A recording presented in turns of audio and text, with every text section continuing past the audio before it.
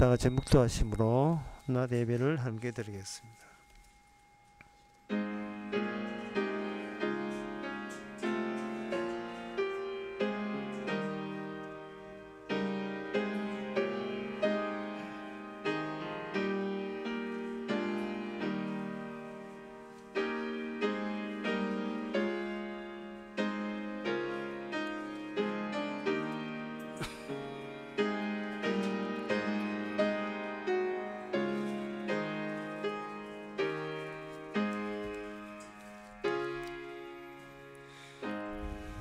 전능하사 천지를 만드신 하나님 아버지를 내가 믿사오며 그 외아들 우리 주 예수 그리스도를 믿사오니 이는 성령으로 잉태하사 동정마대에 나시고 본디오 빌라도의 고난을 받아사 십자가에 못 박혀 죽으시고 장사한 지 사흘 만에 죽은 자 가운데서 대사하시며 하늘로서 전능하신 하나님의 배한 자 계시다가 죄로 산 자와 죽은 자를 심판으로 오시리라. 성령을 믿사오며 거룩한 공예와 성도가 소통하는 것과 죄를 사하여 주시는 것과 몸이 다시 사는 것과 영원히 사는 것을 믿사옵나이다. 아멘. 주께서 율례를 내게 가르치심으로 내 입술이 찬송을 바라니이다. 주의 모든 계명이 의로우심으로 내 혀가 주의 말씀을 노래할지어다. 하나님 아버지, 찬송하고 노래할 것밖에 없는 이유가 우리가 아는 현실이 현실이 아니라 말씀의 세계가 현실이기에 마음껏 주를 감사할 수 있는 저희들 되게 하옵소서. 예수님 이름으로 기도합나이다. 아멘. 교동문 4번입니다.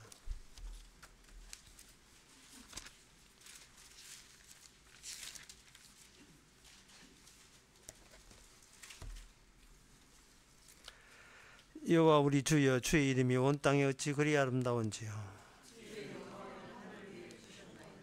주의 대적을 인하여 어린아이와 젖먹이 입으로 말미암아 권능을 세우시며 주의 손가락으로 만드신 주의 하늘과 사람이 무엇이간데 주께서 저를 생각하시며 저를 천사보다 조금 못하게 하시고 주의 손으로 만드신 것을 다스리게 하시고 만물을 그 발에 두셨으니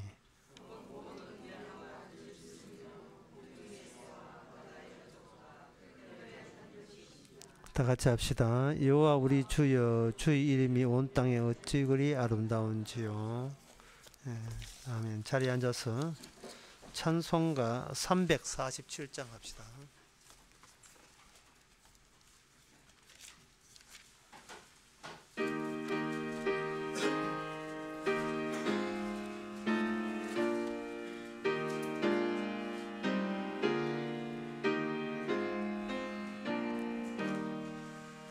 겸손히 주를 섬길 때 괴로운 일이 많으나 구주여 내게 힘주사 잘 감당하게 하소서. 인자 말을 가지고 사람을 감화시키며 갈 길을 잃은 무리를 잘 인도하게 하소서. 구주의 귀한 인내를 깨달아 알게 하시고 굳건한 믿음 주셔서 늘 승리하게 하소서.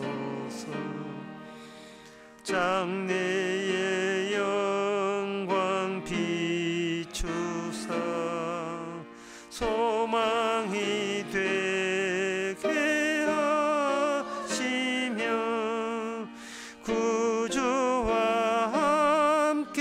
살면서 참 평강 얻게 하소서. 아멘. 이 시간 다 함께 기도하실 때 이상규 주사님 기도하시겠습니다.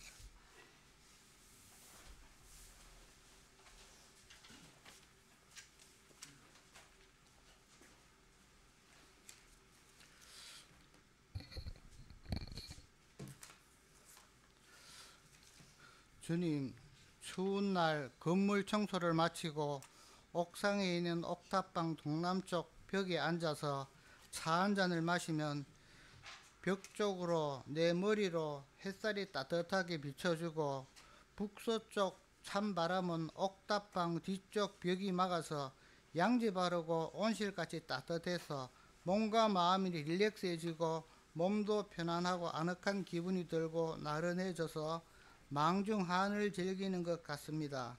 그런데 갑자기 해가 구름 사이로 들어가면 날이 약간 어두워지고 추위가 밀려오면 불쾌해지려고 하고 기분이 별로가 됩니다. 차 한잔 마실 동안만이라도 해가 구름 속으로 들어가지 말지라는 약간의 원망이 듭니다. 그러나 주님, 이 세상 만물들 그중 해와 달도 주를 위해 주를 위해서 존재하고 만든 것인데 나 중심으로 존재하는 줄 착각하고 있었음을 알게 하시니 감사를 드립니다. 주님, 이런 나 중심의 오염된 자아와 감정을 가지고 오늘도 교회에 와서 복음을 들으면서 깨닫게 하신 말씀에 감사하고 감동하고 기뻐하고 아멘으로 화답하게 하시니 감사를 드립니다. 하지만 이러한 화답은 오염된 나의 감정들을 통해서 나온 감동과 아멘을 주께서 일절 받지 않으심에 감사를 드립니다. 주님, 지금 말씀을 듣는 시간이지만은 날로 후패한 그 사람은 아멘 감동을 하고 있지만 주님, 우리의 속 사람은 나의 고백은 일절 받지 않으시고 십자가 은혜로 구원을 받았고 또 나의 감동이 아닌 주님의 감동과 기쁨과 아멘에 넣어주셨음에 감사를 드립니다. 주님, 한 주간도 죄인의 자리에서 십자가 은혜와 용서만을 찬양하게 하셔서 우리의 죄들이 주님의 나라와 의가 확장되는 기능으로 도구로 사용해 주심에 감사를 하며 살게 도와주시옵소서. 시종을 주님께 부탁드렸고 거룩하신 예수님 이름으로 기도드립니다.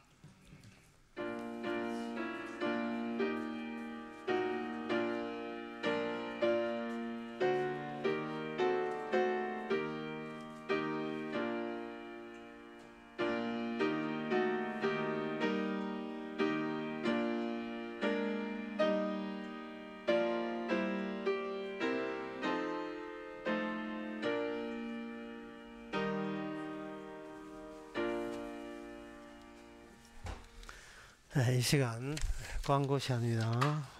광고 없으면 찬송가 393장 합시다.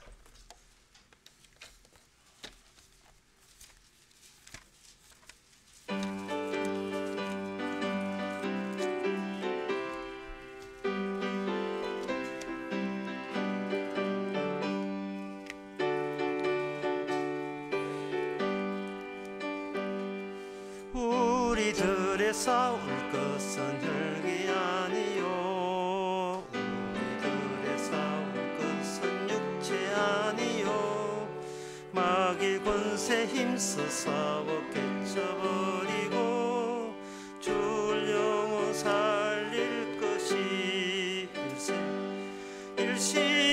일심으로써 힘써 나가세. 일심으로써 힘써 싸우세. 마귀들의 군사들과 힘써 싸워서 성전고를 울리기까지 우리들의 힘은 갑옷쇠가 아니요, 우리들의 가진 금은 강철 아니요, 하나님께 받아가진 평화의 복음 거룩하신 말씀이로다.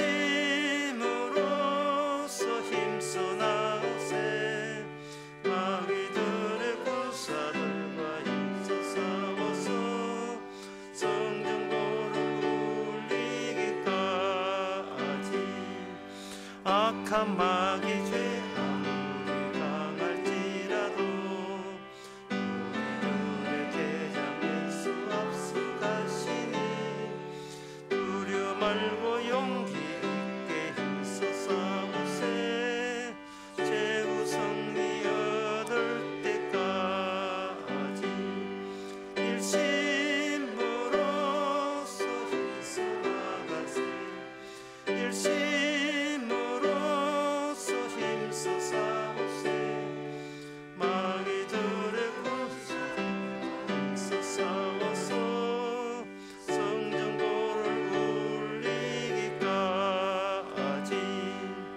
죄악 중에 빠진 사람 죄를 뉘우쳐 십자가에 달린 예수 믿기만 하며 밑에 한 대 빠진 영혼 구원 얻어서 천국 백성 될 것이니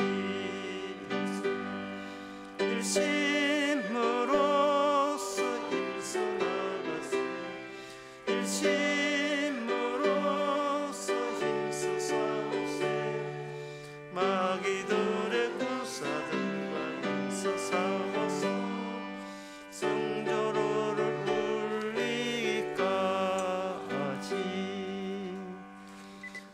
하나님의 말씀은 히브리서 10장 1절에서 4절까지입니다. 율법은 장차 오는 좋은 일의 그림자요 참 형상이 아니므로 해마다 늘 드리는 바와 같은 제사로는 나오는 자들을 언제든지 온전케 할 수 없느니라. 그렇지 아니하면 섬기는 자들이 단번에 정결케 얻어 다시 죄를 깨닫는 일이 없어지니 어찌 드리는 일을 그치지 아니하였으리요. 그러나 이 제사들은 해마다 죄를 생각하게 하는 것이 있나니 이는 황소와 염소의 피가 능히 죄를 없이 하지 못함이라. 아멘. 여기 이 율법을 앞장세웠을 때에 인간들 쪽에서 내세우는 바르게 살았습니다. 최선을 다했습니다.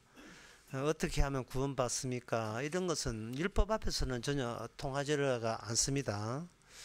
왜냐하면 오늘 본문에 보면 율법은 이런 것이다 또는 율법은 이런 식으로 나온다는 말은 인간의 어떤 의도나 인간의 어떤 시도 같은 것은 율법함에 전혀 통하지 않는다는 겁니다. 하나님께서는 율법의 완성, 율법의 완성, 그게 하나님의 관심사예요. 우리한테는 일체 관심이 없습니다. 그래서 히브리서 10장 1절에서 율법은 이렇게 되어 있어요. 율법은 만약에 율법에 관심이 없다면 나도 니한테 관심이 없다 이 되는 거죠.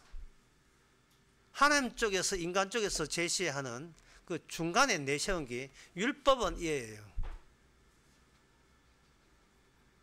너는 이렇다가 아니라 율법에서 너를 지어버려야 되는 거예요. 우리 자신을 지어버려야 돼요. 율법이 있음이지 내 있음은 율법 안에서 아무 의미가 없는 겁니다.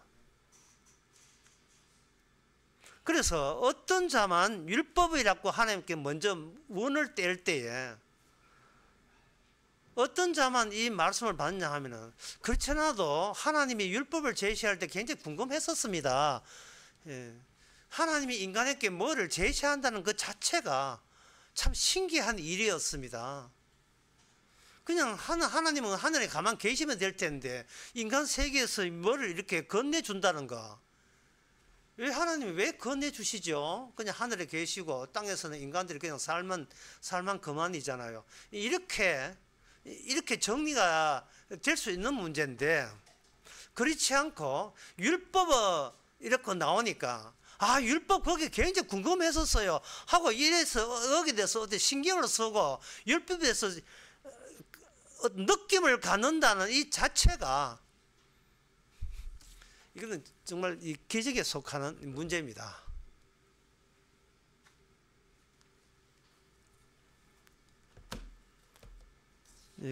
그런 사람들이 점점 더 없어져 가요. 자기한테 관심이 있기 때문에. 언제 율법에서 우리는 관심 가져라 간질 그런 여유가 없습니다. 하나님이 이런 식으로 나온다 이 말이죠. 나도 내 살 길 바쁜데 율법에 대해서 우리가 왜 거기에 관심을 가져야 됐습니까? 코 좀 치지요. 그런데 하나님께서 율법을 가지고 이 세상을 그냥 밀어붙이죠. 포크레인처럼 불도저처럼 밀어붙입니다. 그 밀어붙인 결과가 뭐냐? 이스라엘 나라였습니다. 이스라엘 나라가 멸망한 것은 율법이 들이닥쳐가지고 그 나라를 아주 뭉개버렸어요. 그런데 그 이스라엘 나라 사람들이 본인들은 율법에 관심을 두었느냐? 아닙니다. 이스라엘 사람들은 우리하고 똑같아요. 자기가 그냥 밥 먹고 사는데 관심도 없습니다. 딱 그뿐이에요. 밥 먹고 사는데 관심 있고 자기 여성에 대해서 관심 있고 그렇습니다. 그러니까 하나님께 율법을 주면서 하는 말이 그거 봐. 너희들이 행해서 가진 것은 관심이 있지만 하나님 입장에서 너희에게 준 거에 대해서 너희들은 봐. 관심 하나도 없잖아. 그러니까 이 세상은 너희들 세상인 것처럼 여기지만 아니야. 율법의 세계야. 내가 그 증명해 줄까? 증명해 줄게. 율법으로 망해라. 그래서 망해버린 겁니다. 처음에 이스라엘에게 율법이 주어졌을 때에 율법을 통해서 제사장들이 죄 씻어 준다는 말에 대해서 율법에 대해서 호감을 가졌어요. 죄를 씻어 준다는 겁니다. 그런데 오늘 본문에 보면 율법은 율법으로 죄 씻어지는 게 아니라는 겁니다. 그럼 이스라엘이 지금 하나님께 속은 겁니까? 아니면 본인이 율법에 대해서 곡해한 겁니까? 율법에 대해서 곡해했지요. 율법은 우리의 죄를 씻어준다 할 때 그들이 빠진 게 있어. 그들이 포기해야 될 것을 포기 못한 거예요. 그들이 뺄 게 있었던 겁니다. 그게 뭐냐 하면은 내 죄를 씻어주기 위해서 율법이 있는 게 아니고 내 죄를 덜추어내기 위해서 율법이 있다는 사실을 감히 그들은 생각을 못한 거예요. 하나님은 사랑의 하나님이라서 내 죄를 지으면 율법을 가지고 내 죄를 씻어준다. 그 참 좋은 하나님이네 해서 율법에 대해서 잠시 관심을 가졌던 겁니다. 사람들이 뭣도 모르고 교회 오는 이유처럼 교회 가면 천국 보내주니까 얼마나 좋은 곳이냐, 교회 가자, 이래서 교회 나온 거예요. 근데 교회 나오면서 뭘 포기했냐 하면은 자기 자신은 구원받겠다는 자기 자신의 여망을 포기를 하지 못한 채 하나님의 좋으신 분이니까 계속해서 좋게만 해달라고 요청하는 겁니다. 이스라엘이 그래서 망한 거예요. 오늘 교회에서 그래서 교회가 망하는 단체가 되는 겁니다. 율법을 준 것은 인간들이 죄를 씻겠다는 인간들 자체가 왜 내가 굳이 죄를 씻음 받고 구원을 받아야 되는 그 근거가 너 자신에게 있을 수가 없다는 거예요. 그럴 자격이 없다는 거예요. 율법을 통해서 죄 씻음 받고 그래서 깨끗한 몸으로 천국 간다는 주장을 할 수 있는 그런 권한이 우리 인간에게는 애초부터 없었던 거예요. 뒤에 마귀가 와서 그 인간을 속였죠. 속였어요. 하나님은 율법 중심이에요. 우리 인간 중심이 아닙니다. 근데 악마는 뭐냐 하면은 율법 봐, 하나님 사랑의 하나님이잖아, 그러니까 너 좋아하고 있는 거야 라고 계속 악마가 우리를 거짓말했고, 우리는 교회 나와서 또는 율법 앞에서 말씀 앞에서 챙길 거 챙기고 이용할 거 이용하고 얻을 거 얻고 챙기면 그러면 나한테도 이익이 된다 꼭 생각하는 거예요. 어떤 분이 성경을 이렇게 봐요. 성경을 보길로 내가 굉장히 신기하게 느껴가지고, 그 성경 왜 보십니까? 성경 왜 보십니까? 성경을 봐서 본인에게 어떤 이득이 있다고 생각하고 성경을 보십니까? 질문을 했지요. 답변 못합니다. 답변할 수가 없어요. 답변할 수가 없어요. 왜냐하면 성경의 어느 대목을 봐도 내 좋아라고 성경을 줬다는 주님의 뜻이 없어요. 우리를 제거하려고 준 거예요. 우리 자체를 제거하려고 준 겁니다. 우리 인간 자체가 의미 없다는 걸 이야기하는 거예요. 앞으로 여러분들 어떤 아저씨 만날 때 아저씨라고 하지 마시고 무의미시오라고 이야기하세요. 예, 어떤 아주머니 만나면 아주머니라고 하지 말고 무의미시야라고 불러야 돼요. 아무 의미가 없다. 성경 앞에서는 의미가 없어요. 왜냐하면 말씀 앞에서 율법 앞에서 의미 있는 것은 오직 예수님밖에 없기 때문에 그래요. 그러니까 율법을 준 것은, 성경을 준 것은 네가 진짜 의미 있는 예수님이 하신 일을 끊임없이 한평생 네가 얼쩡거리면서 계속 장해놓고 방해놓고 회방 놓는 존재가 된 거예요. 인간이.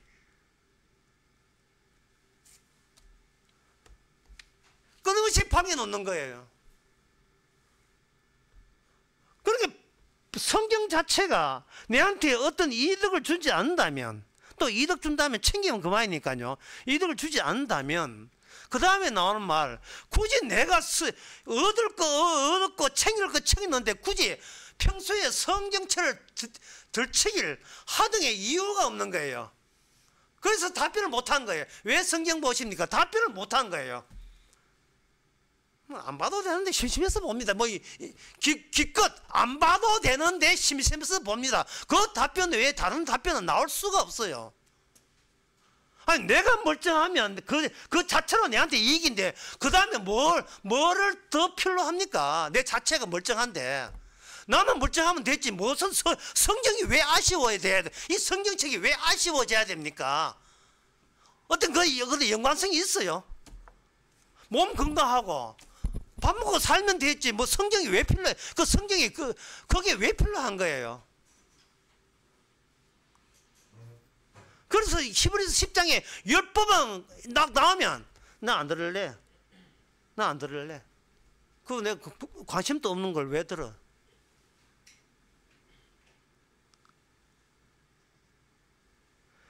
이스라엘 사람한테는 초반에 율법은 관심사였습니다. 왜냐하면 그들은 애굽에 살던 사람이 광야를 거쳐서 약속의 땅 오면서 하나님이 선지자를 해서 조건을 붙여놨어요. 율법 지키면 앞으로 잘 될 거야 라는 조건을 붙여놨어요. 그러니까 그들은 자기 자신이 잘 되기 위해서는 어쩔 수 없이 정기적으로 제사 드리고 정기적으로 율법 보면서 선지자들 하면서 율법에 대해서 해석을 들었던 겁니다. 정기적으로. 그런데 그것도 한 해 두 해지. 가만히 보니까 율법 없어도 더 잘 사는 나라가 주변에 쫙 깔려 있는 거예요. 그러니까 그 뒤부터는 뭐냐? 그 뒤부터는 우리는 선지자, 제사장 필요치 않습니다. 우리는 다른 나라가 사는 삶의 방식이 필요합니다. 그들은 율법 없어도, 여호와 없어도 잘만 삽디다. 따라서 우리도 그들처럼 살고 싶습니다. 그들은 우리하고 차이점이 뭐냐? 우리는 왕이 없는데 그들은 왕이 있었습니다. 사무엘 선지자여, 우리에게 왕을 주소서. 우리끼리 살겠습니다. 우리끼리 살겠습니다. 우리에게 대통령 주소서하고 똑같은 이야기. 서서히 이제 결별선을 하는 거예요. 하나님하고 결별선을 하고 율법하고 결별선에 나선 겁니다. 그리고 결별선 나서면서 죄 용서한다는 제사 율법에 대해서는 한 달이 걸치고 있는 거예요. 용서해 주시겠지. 그런데 히브리서 10장에 보게 되면 1절 2절에 보면 이런 말씀이 있습니다. 2절에 그렇지 아니하면 섬기는 자들이 단번에 정결케 하여 다시 죄를 깨닫는 일이 없으리니 이로써 드리는 일이 그치지 아니하였으리라. 이래 됐어요. 이게 부정어가 이게 한두 개 들어간 게 아니고 굉장히 많이 들어가서 이 무슨 취지로 2절을 굳이 2절을 여기다가 집어넣어야 되는지 이 성경을 여기 한글로 읽어도 그 취지에 대해서 이게 난감해요. 무슨 뜻인지 다시 한번 읽어볼게요. 그렇지 아니하면 섬기는 자들이 단번에 정결케 되어 다시 죄를 깨닫는 일이 없으리니 어찌 드리는 일을 그치지 아니하였어요. 이게 무슨 말이냐 이게 무슨 말? 누가 관심이나 뒀어 우리가? 예? 우리가 뭐 율법에 대해서 관심이 있었냐 말이죠. 율법 자체도 관심이 없는데 율법이 모형이고 모형된 이유가 2절에 나온다는 거예요.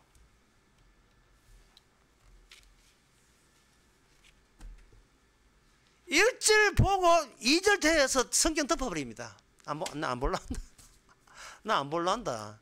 무슨 알아들어야 뭐 주고받는 대화가 성되지 뭐 알아듣는 이런 식의 대화가 도대체 이게 무슨 뜻이냐는 거예요. 특히 2절에 그렇지 아니하면, 그렇지 아니하면 말은 율법을 줬는데 율법을 만약에 율법을 안 준다고 했을 경우를 한번 생각해 보라는 거예요. 그러니까 지금 1절 2절 율법은 모형이다, 율법이 없었으면 어떻게 됐겠냐 하는 것은 이게 무슨 뜻이냐 하면 지금 하나님 혼자서 지금 춤추고 있는 거예요. 하나님 혼자서. 아무도 답답한 사람 없는데 인간들은 말씀이 다 답답지 않아요. 근데 하나님 혼자 답답해요. 혼자 스스로 논리를 만들어내고 이 논리를 적용하면 이런 모습이 생기고 저 논리하면 이런 모습이 생긴다. 그래갖고 혼자 말을 독백을 하고 있는 게 혼자 독백을 하고 있는 거예요. 듣는 사람은 아무도 없는데요. 무슨 뜻이냐 하면요, 율법을 줬는데 사람들은 이 율법을 한번 죄 씻음으로 이게 되지 않았다는 거예요. 따라서 또 죄가 생각나면 또 제사장에게 제물 바치고 또 제사를 또 드려야 되고, 그래 가지고 이제 깨끗하게 되었다 고맙습니다 해놓고 집에 가서 또 죄 지으면 또 와서 또 그런 걸 되풀이 반복을 했다는 겁니다. 이 반복을 했으니까 율법은 모형이라는 거예요. 온전치 않다는 겁니다. 그러니까 지금 이런 하나님의 뜻이 뭐냐 하면은 아무도 하나님의 일에 관심도 없는데 하나님 혼자 답답해하는, 혼자 답답해하는 거예요.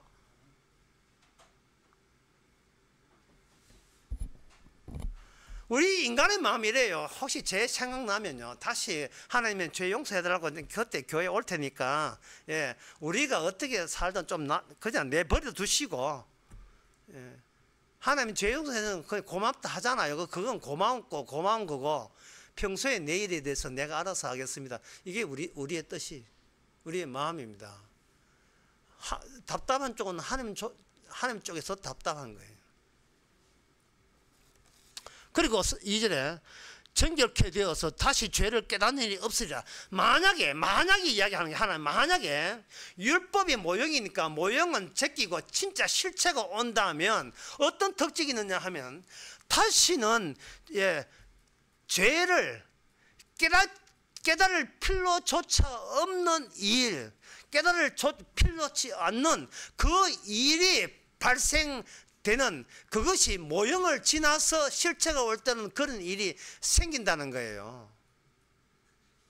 그러면 이 이야기를 2절까지 듣고 우리의 마음은 이래요. 마음이 이렇습니다. 지금 하나님께서 그런 이야기 한다는 것은 지금 하나님 우리를 용서하겠다는 것이 주제입니까? 아니면 죄가 무엇인가를 끄집어내는 것이 하나님의 말씀의 핵심입니까? 라고 우리한테 지금 묻는 겁니다. 그 점을 여러분들이 아셔야 돼요. 하나님은 우리한테 관심이 없어요. 우리를 지배하는 죄에 대해서 관심이 있습니다. 우리의 육신은 그걸 보면 비쳐요. 그걸 비치는 보이는 우리한테는 관심이 없어요. 그런데 그걸 봐도 비치지 않는 게 있어요. 그게 바로 죄입니다. 그래서 하나님 혼자 답답해하는 거예요. 우리는 눈에 보이는 것이 전부이기 때문에 전혀 답답지 않아요. 율법도 관심 없고 말씀도 관심 없어요. 육신 하나 멀쩡하면 그걸로 우리는 오케이라고 합니다.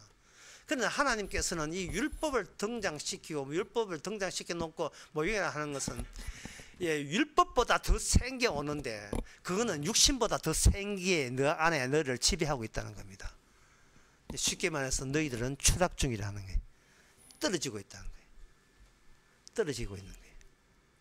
떨어지는 이유가 죄가 너희들을 아래쪽으로 밀어내기 때문에 죄를 감당할 수, 그 죄의 무게를 감당할 수 못하도록 추락하고 있는 겁니다. 계속. 하나님께서 율법을 주신 이유가 추락하기 위함이, 인간 자체를 추락하기 위함이에요. 그렇게 추락을 할 때 하나님께서 얻고자 하는 건 뭐냐? 그 추락되는 그 지점에서 인간은 없고 죄만 나와요. 인간은 죄의 모형이었던 겁니다. 인간 자체가 죄였던 거예요. 그래서 이 율법은 인간에게 자백을 강조하는 겁니다. 너 뭐야? 너 뭐니? 너 이름이 뭐니? 무슨 거죠? 너 뭐니? 제 이름은 뭐식인데요. 아직 추락을 덜 했구나. 더 율법을 더 줘야 돼. 말씀을 더 줘야 돼. 또 묻습니다. 말씀 앞에 내세우면서 너는 누구야? 저는 이런 사람이고요. 저는 어느 고등학교 나왔고요. 니 아직 멀었어. 니 아직 멀었어. 니 더 살아야 돼. 더 살고 죄를 더 추가해야 돼요. 그렇게 하는 겁니다. 북경대학교 북경의 사회과학대학교라고 요새 우리나라에서 서울대학 출신, 서울대학의 석사 과정을 받아 이수했던 석사하는 여자분이 취직을 했는데 중국에서 회사가 어려워가지고 서류 정리하라고 취직을 해놓고는 그 디자인까지 그래픽까지 맡기라 하니까 못 견뎌가지고 나왔거든요. 나와가지고 이제 더 할 일자리가 없어가지고 뭘 하느냐 하면 택배 회사에서 물품 고르는 그 일을 했어요. 그런데 시급이 얼마냐? 시급이 12위안 2,000원이에요. 한 시간에 2,000원 받고 그거 하는 거예요. 또 중국에 어떤 남자는 대학을 나왔는데 이력서를 몇 군데 넣었냐 하면 800군데를 넣었어요. 800군데 이력서 넣었는데 단 한 군데도 연락이 안 와요. 도대체 누가 내 뜻을 밑에서 억누르고 있는 겁니까? 이 세상에 누가요? 현재 한국에서는 지금 그 공무원 퇴직을 시간을 늘어준다는 거예요. 늘어주게 되면 젊은 사람들이 취직할 자리가 모자라 가지고 이건 세대 간의 갈등을 일으킵니다. 그러니까 이거는 하나의 투쟁이에요. 그런데 무엇을 위한 투쟁이죠? 무엇을 위한 투쟁이죠? 누가 우리의 삶을 위에서 억누르고 있느냐 이 말이죠. 누가 이거 무거운 무기를 가지고 우리를 왜 이렇게 누르고 있느냐 이 말이죠.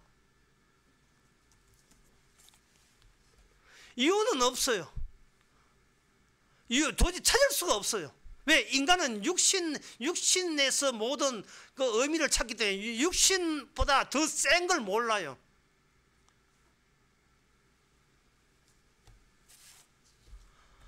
그러니까 내 몸 한 감수하기 힘들어가지고 힘들어 죽는 거거든요. 왜 힘드십니까? 몰라요. 그냥 힘들어요. 사는 게 그냥 힘들어요.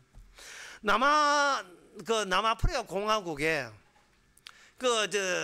광산이 있었는데 광산이 수지가 맞아서 폐광 처리했어요. 근데 광산업자가 폐광 처리하면서 구멍 200군데는 구멍을 좀 막아줘야 되는데 안 막고 그냥 돈도 아까워서 그냥 내 빼니까 다른 남아공 거에 있는 일자리 없는 사람과 주변에 있는 그 흑인 나라에서 그 탄광 안에 구멍 속에 기어 들어가는데 구멍 길이가 수직으로 2km입니다.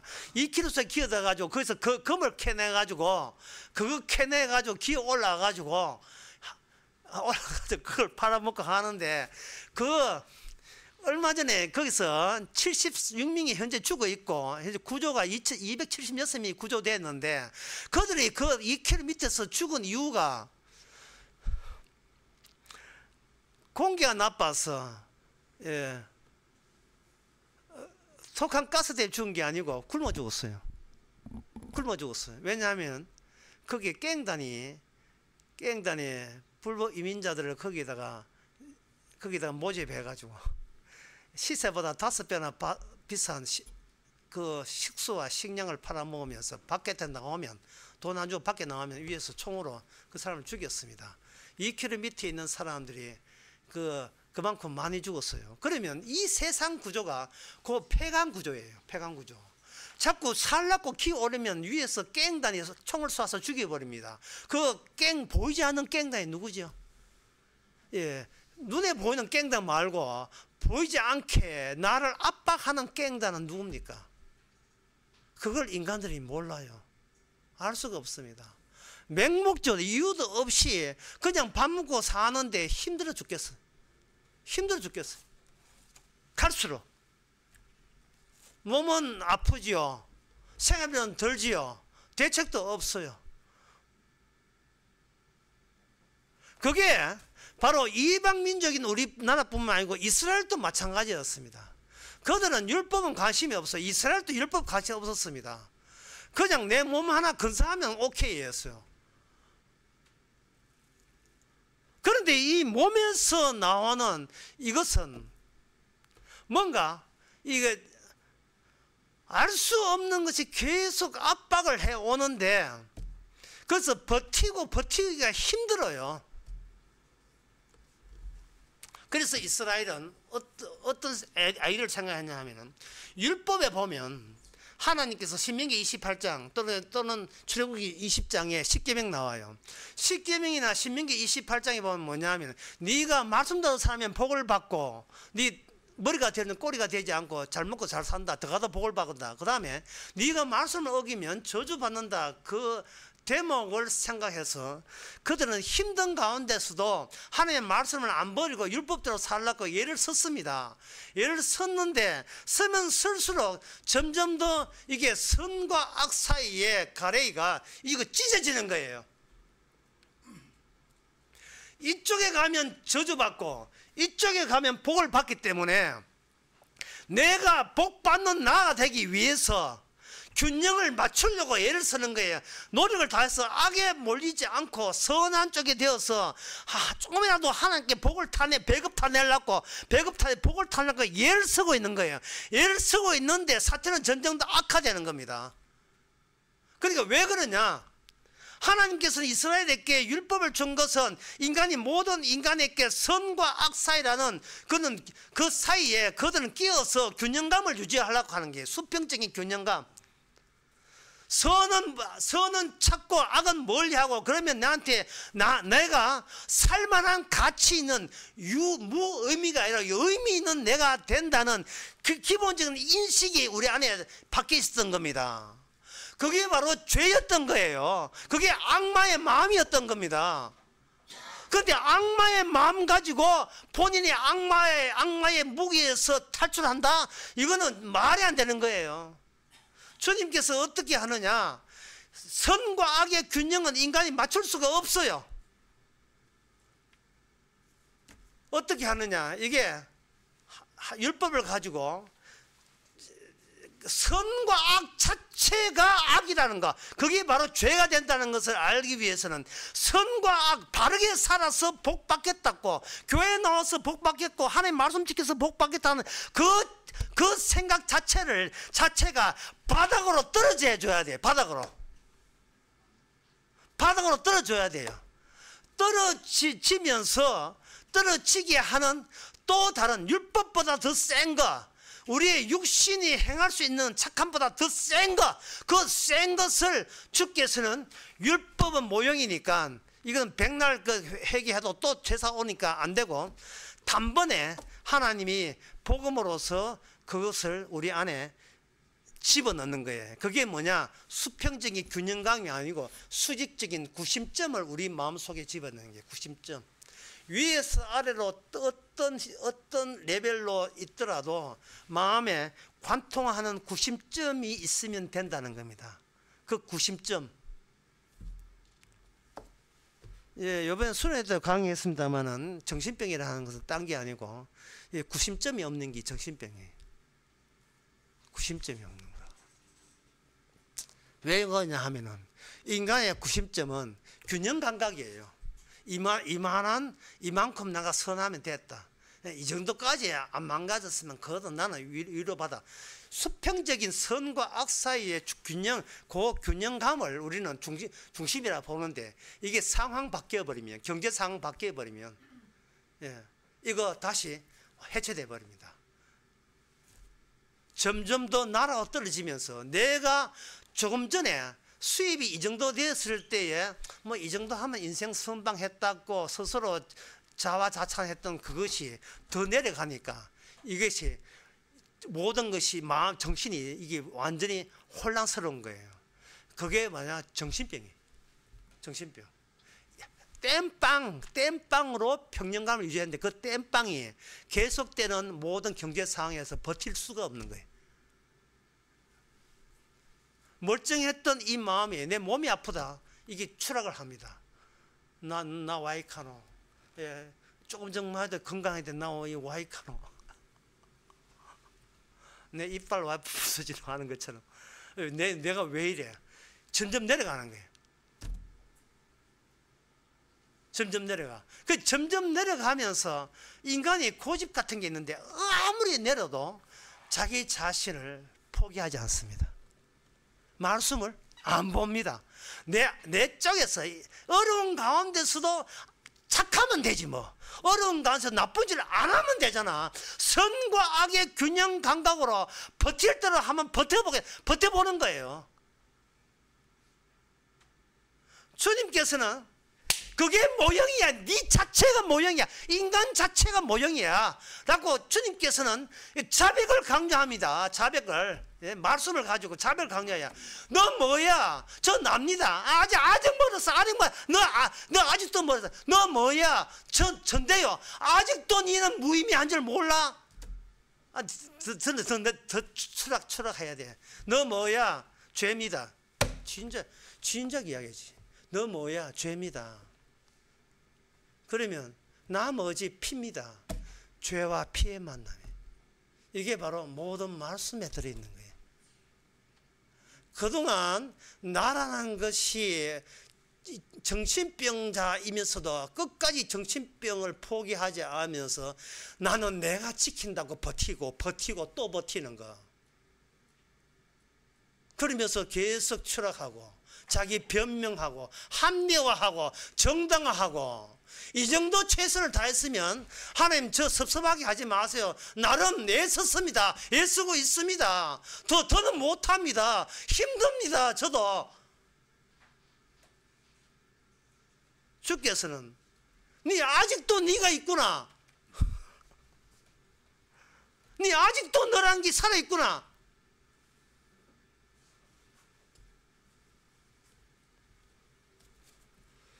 성경의 빌립보서를 한번 보겠습니다. 빌립보서 1장 21절이에요. 이는 내게 사는 것이 그리스도니 죽는 것도 유익함이라. 성경을 이렇게 펼치기가 두렵지 않습니까? 성경을 펼쳤는데 우연히 빌립보서 1장 21절이 딱 눈에 들었다고 칩시다. 그때 이는 내게 사는 것이 그리스도니 죽는 것도 유익함이라 가 딱 들었다고 칩시다. 그러면 이 말씀 안에서 우리는 뭡니까? 우리는 뭐가 돼요? 신앙은요 개코입니다. 무엇이 신앙인데요? 무엇이 신앙인데요? 주님께서 말하는 신앙이라 하는 것은 주님께서 일부러 만들어내는 상황에 적합한 요소가 신앙이에요. 주님께서는 이 세상을 모조리 무의미로 불바다시키는 그 상황에 딱 적합한 그것이 바로 신앙입니다.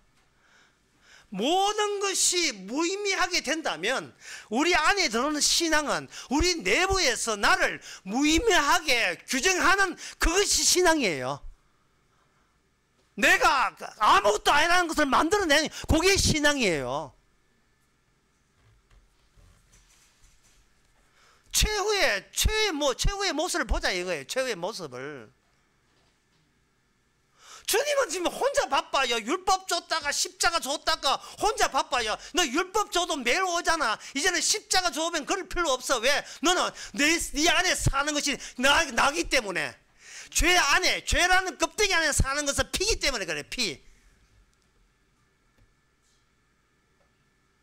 죄로 살기 때문에 죄 지으면 되잖아요. 그걸 왜 안 지으려 합니까? 그게 뭐냐면 선악체계, 악마가 집어넣은 선악체계 때문에 죄 지으면 내한테 손해가 되기 때문에 그렇다고 생각하는 거예요.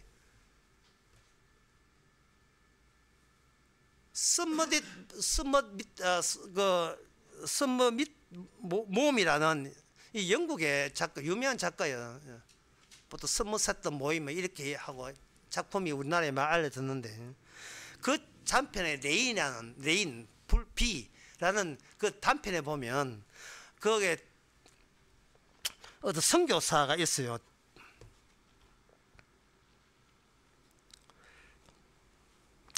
그 섬 이야기인데,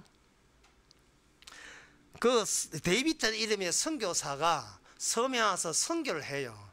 선교를 하는데 교회도 안 나오고 예수도 안 믿고 하나도 안 믿는 어떤 장녀 같은 여자가 그 섬에 같이 있었어요.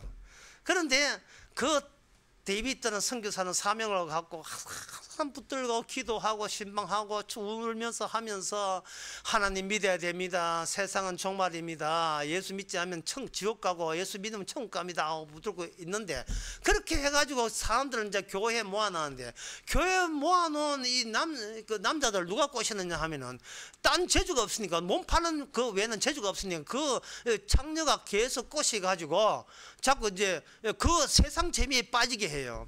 그러니까 참담 어떤 데이비드 선교사 그 여자한테 직접 가가지고 당신 이 섬 떠나라.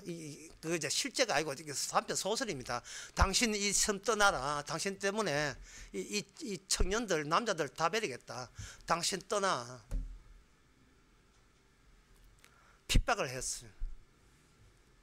그리고 설교 시간에 노골적으로 저 여자가 이런 여자니까 여러분 가까이 하지 마세요. 설교 시간에 그 섬 주민들한테 설교를 했어요. 근데 어느 날 보니까 그 여자가, 그 장녀가 바다 물속에 빠져서 죽었어요. 죽으면서 자기 집에 유서를 남겼습니다. 유서가 뭐냐 하면 남성들 느낌표, 더러운 돼지들 느낌표, 그 다음에 너희들 똑같아 느낌표. 이게 뭐냐 하면은 그 선교사가 결국 마지막에 그 장녀 건드렸단 말이에요. 그러면 선교사가 왜 건드렸는가? 그것은 바로 선교하는 작업에 좌절되고 결핍을 느낄 때 누구 하나 자기의 방어 기제, 자기 자신의 가치를 계속 지키기 위해서 누구 하나 집요하게 표적 삼아서 공격할 필요가 있었던 거예요. 이게 뭐냐? 타인에 대한 정오입니다. 타인에 대한 정오예요. 하나님의 말씀대로 살아야 되고 하나님의 뜻대로 살아야 된다는 거예요. 그런데 그 선교사는 자기가 추락해야 된다는 사실을 모르는 겁니다. 자기가 추락해야 된다는 거야. 나는 선교사다. 복음을 전하는 귀한 종이다. 그러니까 남은 다 망가져. 나는 멀쩡해야 된다는 거예요. 구약 성경 호세아에 그래 되어 있습니까? 호세아는 이렇게 되어 있어요. 엄난에서 사랑이 뽑아져 나온다는 거예요. 그 책이 호세아입니다. 엄난에서 사랑이 뽑아져 나와요.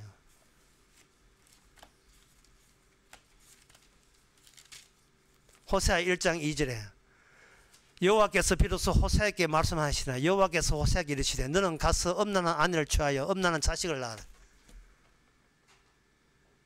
이게 뭐냐 하면은요,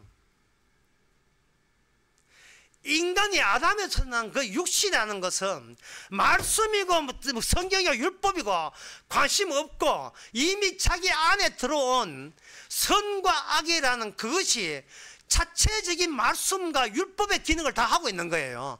이것에 있어서 나는 그 균형감을 맞추면 되는 게, 악한 일을 안 하면 되잖아. 선한 일을 열심히 하면 되잖아. 그걸로 내 구원 받으면 되잖아. 근데 그런 시도를 하는 그 최종 목적이 뭐냐? 자기 자신이에요. 내가 나를 살리겠다는 겁니다. 내가 중요하니까요. 설교를 하고 말씀을 전해도 안 듣습니다. 안 듣고 도망쳐요. 외면하고 도망쳐버립니다. 이건 마치 뭐와 같았냐 하면은, 어릴 때 시집 와가지고, 옛날 이야기죠. 어릴 때 시집 와가지고 시댁에서 학대를 받으니까 그 어린 그 새댁이 밤중에 학대를 못 이겨서 배너저고리 입은 갓난애이, 배너저고리 입은 채로 그 도망을 쳤는데 걔만 붙들고 도망치는 거예요. 그러니까 말씀이 와서 지적을 하게 되면 딴 건 놓고 자기 자아를 붙들고 도망치는 거예요.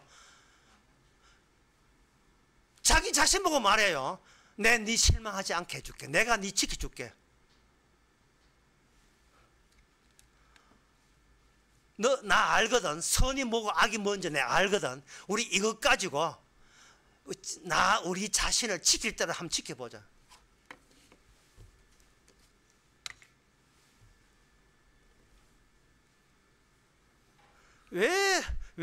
만약에 왜 새댁이 왜 밤중에 도망갔을까요? 처음부터 도망갈 생각을 했겠습니까?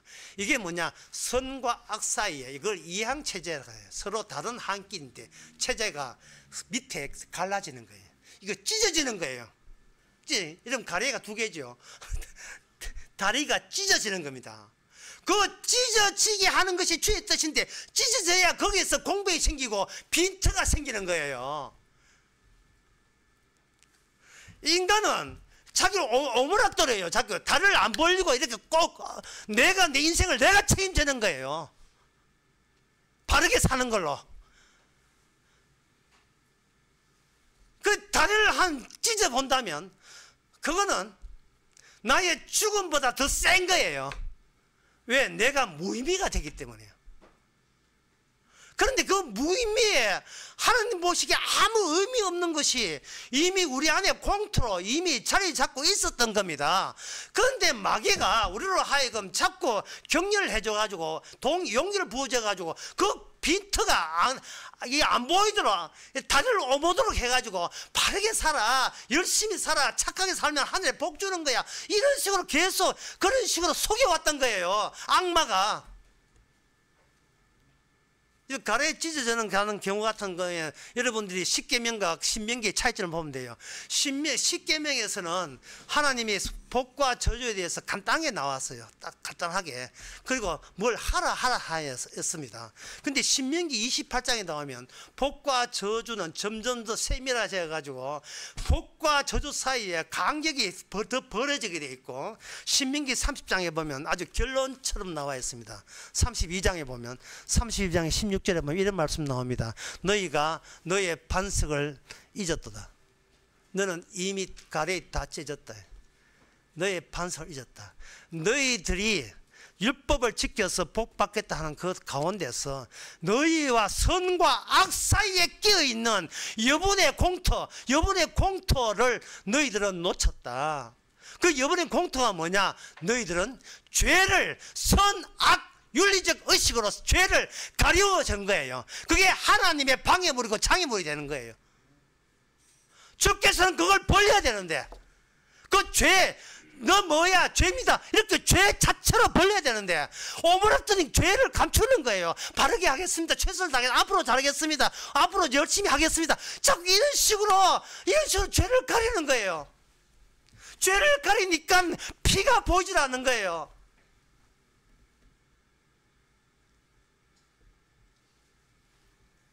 뭐 그동안 열심히 살았는데 이런 식. 자식 키우고 열심히 일하면서 이만큼 이 나이 때까지 살았는데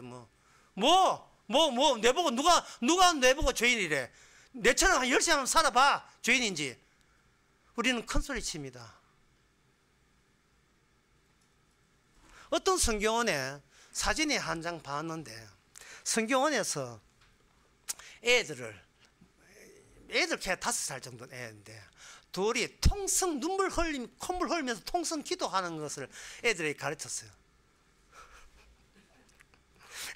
그 사진을 봤습니다.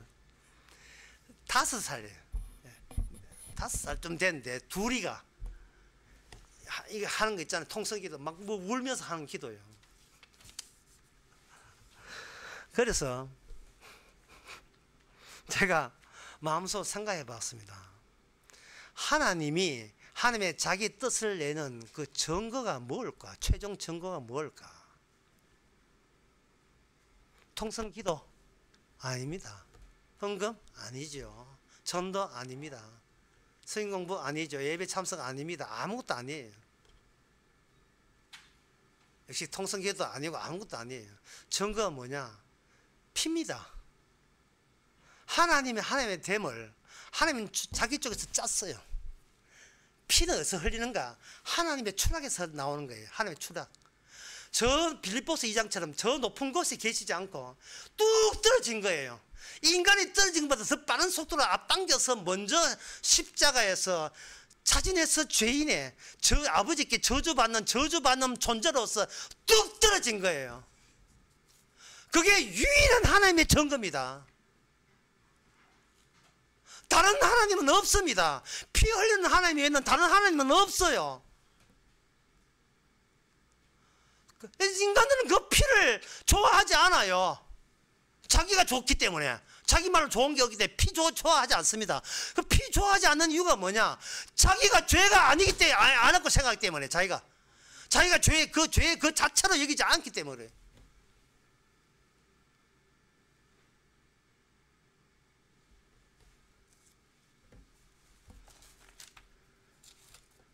열왕기 하에 보면 4장, 5장, 예, 뭐 추가 6장까지 더 보면 좋은데 그 4장에 보게 되면 누가 나오냐 하면 엘리사 옆에 게하시가 나와요.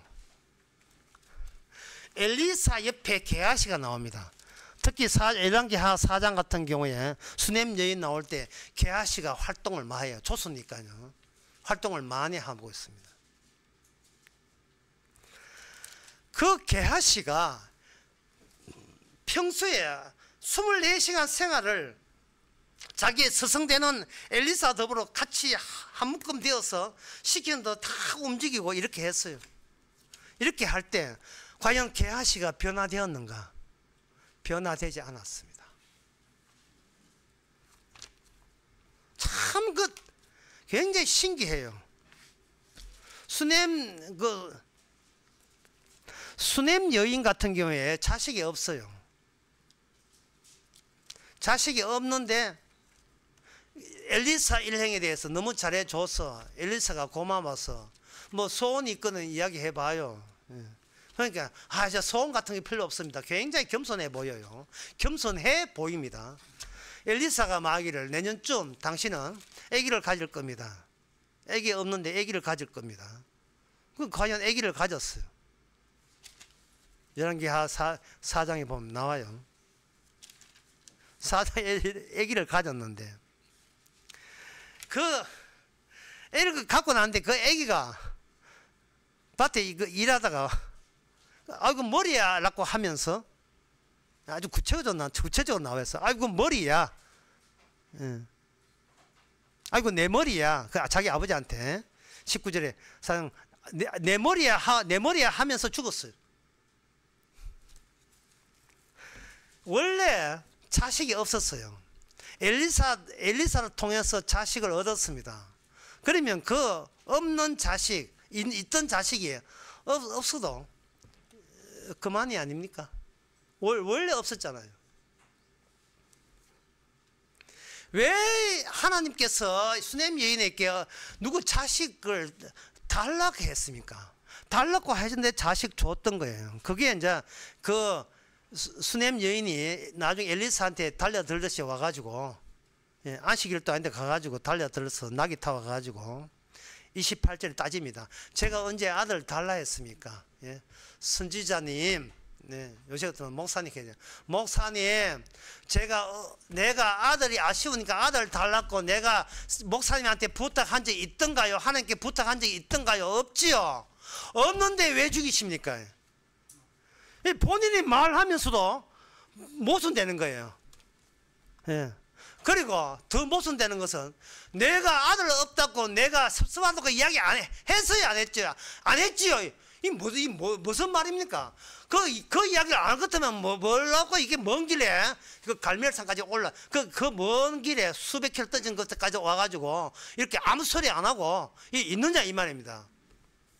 그러니까 끌은 거예요. 하나님이 수냄 여인을 끌은 겁니다. 수냄 여인은 수평적인 균형감을 갖고 있어요. 이렇게 내가 자식이 없고 어려워도 하나님 믿는 데서는 난 자신만만하다. 내가 하나님을 버릴 일 없다. 그건 이것이 나의 믿음이다. 믿음 같은 소리 하고 있는데 상황 바뀌어 보세요. 그게 믿음이 뭐가 되는지 죄가 되죠. 주께서는 의도적으로 상황을 바뀌어요. 아들이 없는 데다가 아들을 주니까 주고 다시 도로 뺏는 겁니다. 상황이 바뀌니까 나는 의인이고 나는 믿음이 있다 하는 그것마저 그게 죄가 될 줄 꿈에도 생각 못했지요. 꿈에도. 내 안에 나는 없어요. 죄만 있어요. 죄만 있어 주셔야 돼요. 그래야 돼요. 그래야 피가 살아요. 피가.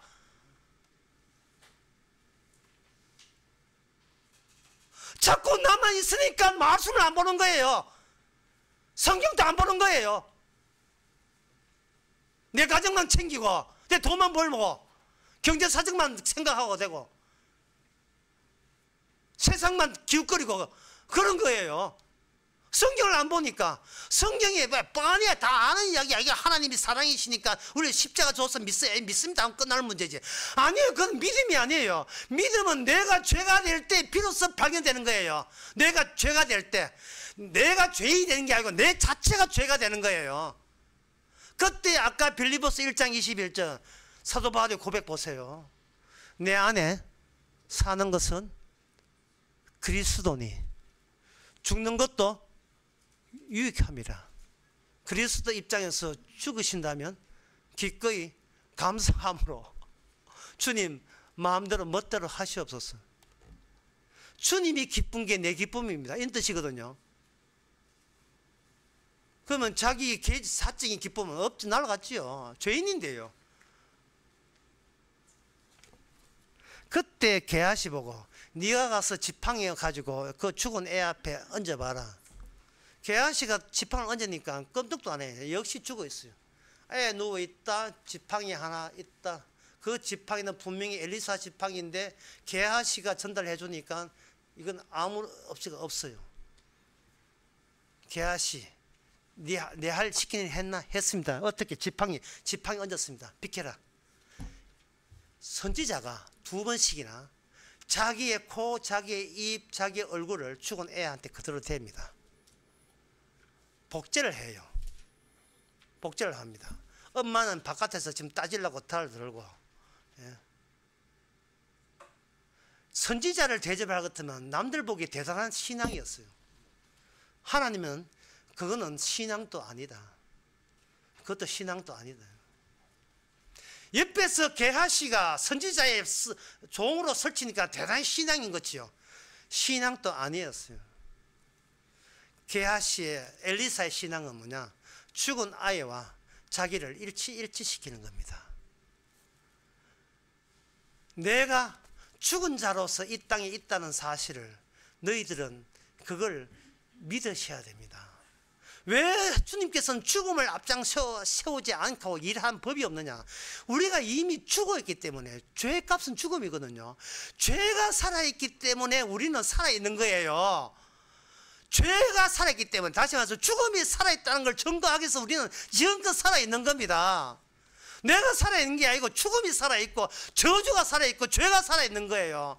이것이 피 앞에서는 신다는 일이에요. 피 앞에서. 왜? 피만 증거할 수 있기 때문에. 피만 증거할 수 있기 때문에.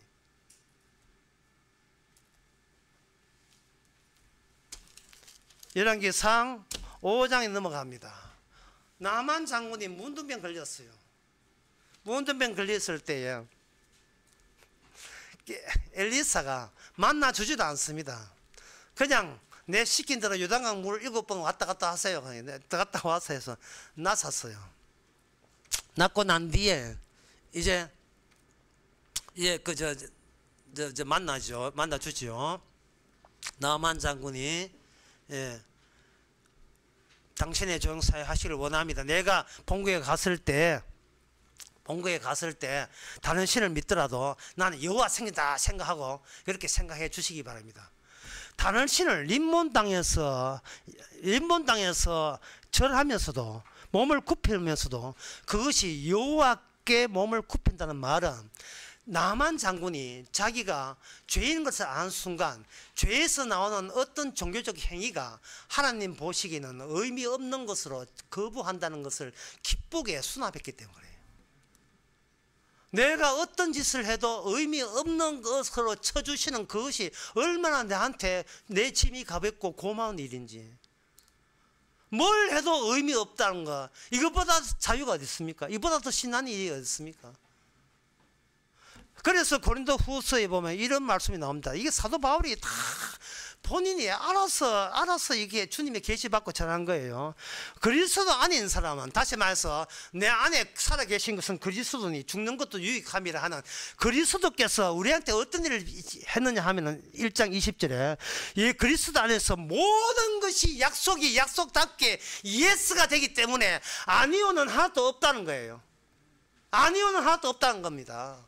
가정이 몸이 아프든 내가 몸이 아프든 죽어가든 그거는 주께서 알아서 할 문제고, 무의미로 덜추어지는 게 그것보다 더 고마운 일이 어디 있습니까? 최고로 고마운 일인데 아무것도 아닌 걸 아무것도 아닌 걸 취급해주는 이런 사랑 어떻게 말로 표현 못하지요? 이런 게 하 5장에서 그렇게 나는 아무것도 안 받겠다 할 때 여기 게하시가 끼어듭니다. 끼어서 실은요 우리 주님이 저한테 개인적으로 당부하는 건데 그 선물 주고 가라 합니다. 이렇게 했거든요. 그러니까 선물을 받은 게 아니고 게하시가 받은 것은 나만 장군에 들었던 문둥병을 게하시가 받은 거예요. 저주 받은 거예요. 하나님의 종 엘리사 옆에 붙어 있는 문둥병자 게하시는 고마워할 줄 알아야 돼요. 그걸 감사해야 됩니다. 주님을 믿는다고요? 그러면 죄인 되면 되잖아요. 죄인 되면 돼요. 아무것도 아니에요.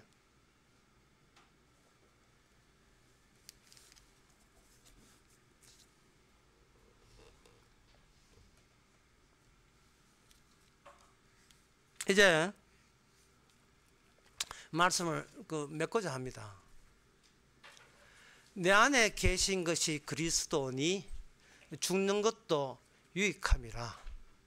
이렇게 이 말씀을 우리는 또 24시간 또 내 안에 유지되기를 바란다면 그건 자기에게 또 자기의 개인적인 욕심입니다.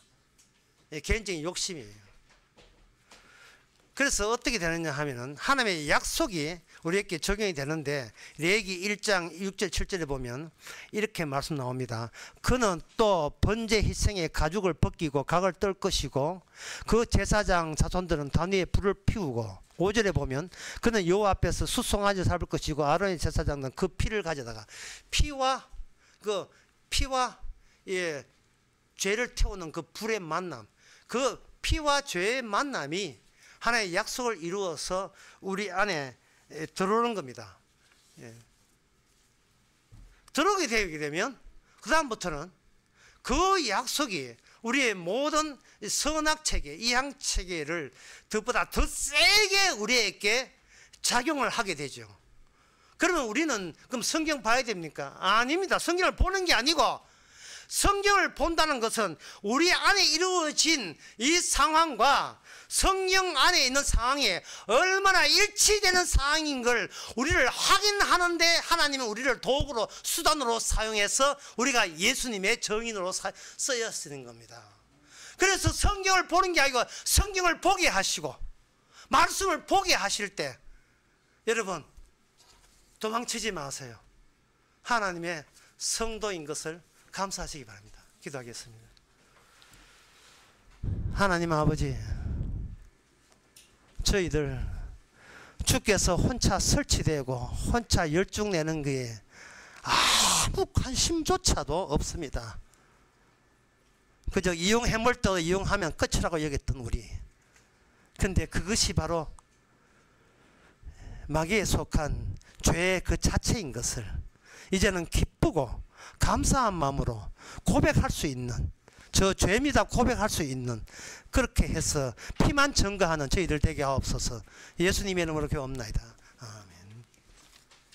네, 다 일어나서 찬송가 502장 하겠습니다.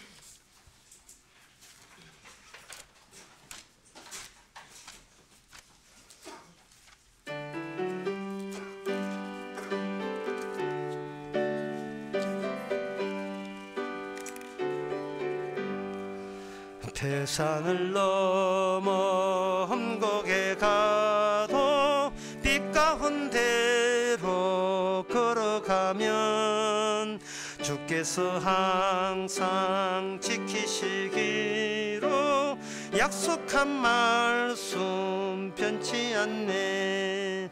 하늘의 영광 하늘의 영광 하의 맘속에 차고도 넘쳐 할렐루야를 힘차게 불러 영원히 주를 찬양하리. 캄캄한 밤에 다닐지라도 주께서 나의 길 되시고 나에게 밝은 빛이 되시니 길 잃어버릴 염려 없네. 하늘의 영광 하늘의 영광 나의 맘속에 차고도 넘쳐 할렐루야를 힘차게 불러 영원히 주를 찬양하리. 광명한 겁이 마음에 박아 명랑한 천국 바라보고 할렐루야를 힘차게 불러 날마다 빛에 걸어가리. 하늘의 영광 하늘의 영광 나의 맘속에 차고도 넘쳐 할렐루야를 힘차게 불러 영원히 주를 찬양하리. 예, 기도합시다. 지금은 우리 주 예수 그리스도의 은혜와 하나님의 거짓 사랑과 성령의 충만하심이 참으로 주께서 주신 믿음이 있는지 없는지 우리 자신을 주께 기뻐하면 모든 성도에게 함께 있을지어다.